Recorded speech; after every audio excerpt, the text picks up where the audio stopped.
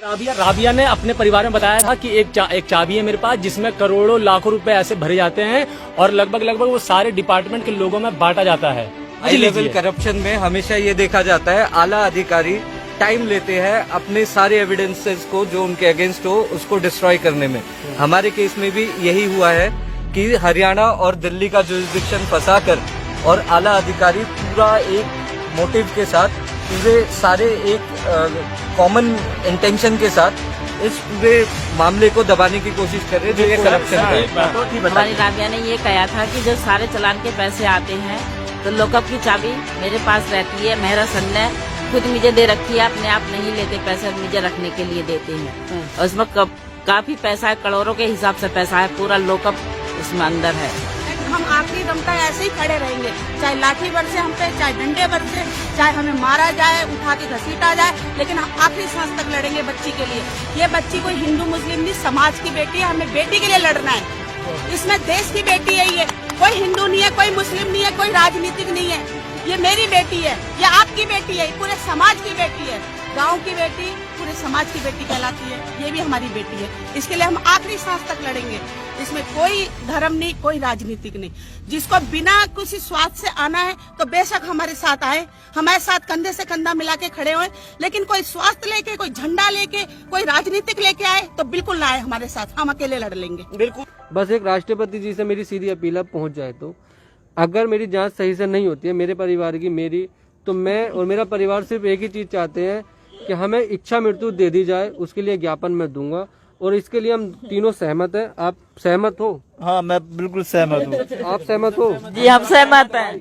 ठीक है, हम देने के लिए तैयार हैं। अब पब्लिक के हाथ में है, वो जो चाहे वो कर ले, अब सरकार के हाथ में है, हम करेंगे, हम करेंगे। हर तरीके से खड़े हुए हैं, हर तरीके से खड़े हुए हैं। सर अभी तक 5-6 दिन हो गए हैं, अभी तक कोई भी केस में जांच की कोई भी खबर नहीं मिली। बिल्कुल न्याय तो हमें मिल ही, बताओ इंसाफ तो हमें मिल ही नहीं रहा है बिल्कुल भी। ना हमारी सुनवाई हो रही है।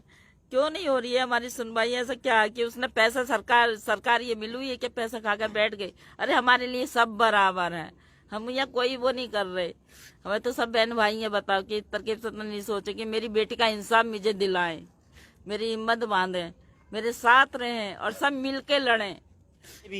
कि बड़े अरमानों के साथ, बड़ी ख्वाहिश के साथ में बच्ची को भेजा था और वही भारत की बेटी, जिस भारत में बेटी बचाओ बेटी पढ़ाओ के बड़े बड़े नारे दिए जाते हैं, बड़े बड़े कसीदे पढ़े जाते हैं, उसी भारत की बेटी के लिए आज माँ बाप अगर इस तरह से खड़े रहेंगे और नेताओं का तांता ऐसे ही लगा रहेगा, इंसाफ नहीं मिलेगा।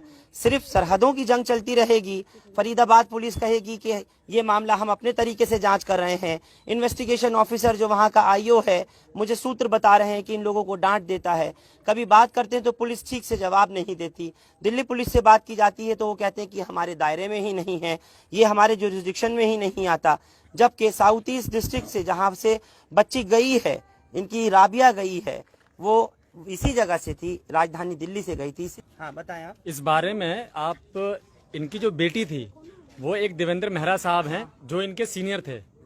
इनके जो सीनियर थे वो देवेंद्र मेहरा थे, रविंद्र मेहरा साहब। उनको जो है पुलिस दिन में उठा के ले जा चुकी थी एक करप्शन के मामले में। और अब सुनिए क्या है पूरा मामला।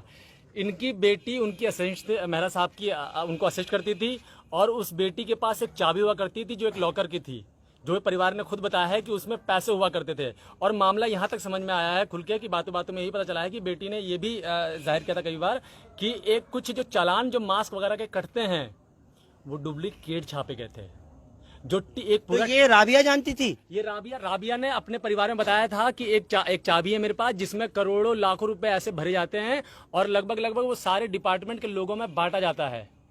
जो लड़के जो डीसीडी में काम करते हैं, जो उस चालान को पकड़ के चालान काटते हैं, जो डुप्लीकेट चालान जो अधिकारियों की तरफ से छापे गए हैं। तो पुलिस से ये भी कहना है कि एक बार भी आप अभी तक आप सिर्फ उस लड़के के लिए बैठे हैं यहाँ पर, क्यों लड़का 3 तारीख को हमको मिलेगा तो हम उससे पूछेंगे क्या उस ज्योति नाम की लड़की को आपने एक बार भी फोन किया, उससे पता करने की कोशिश की कि वो कहाँ है?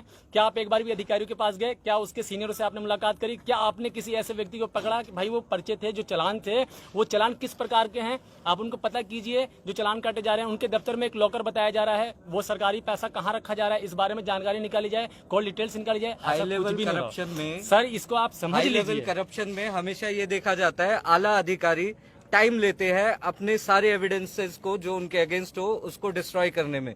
हमारे केस में भी यही हुआ है कि हरियाणा और दिल्ली का जुरिस्डिक्शन फंसाकर और आला अधिकारी पूरा एक मोटिव के साथ, पूरे सारे एक कॉमन इंटेंशन के साथ इस पूरे मामले को दबाने की कोशिश कर रहे हैं, जो ये करप्शन का है।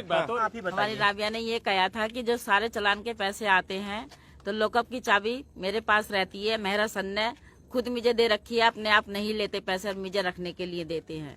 और उसमें काफी पैसा है, करोड़ों के हिसाब से पैसा है, पूरा लॉकअप उसमें अंदर है, उसमें कोई नहीं जा सकता कि सारा पैसा आता है मुझे देते हैं और अपने आप बच जाते हैं और पैसा हमको दिवाते हैं कि सब बच्चों को देते हैं और जब उसमें रखते हैं पैसा। हमारी राबिया ने हमें ये बताया था। आपको भी बता रखी थी? हाँ सर, मुझे भी बता रखा था। मुझे तो यहाँ तो मैं तो कह रहा है क्या इतना पैसा कैसा आता होगा, तो कह रहे पापा क्या 3-4 लाख रुपए रोज आते थे, अत्या बना कर रख रखे, नहीं मानते तो मैं फोटो खींच कर लाऊं। मैं बोला ना बेटा, फोटो में कभी मत खींचना ऐसा, क्यों तेरी जिम्मेवारी है, ईमानदारी से काम कर, ये मेरा समझाना था।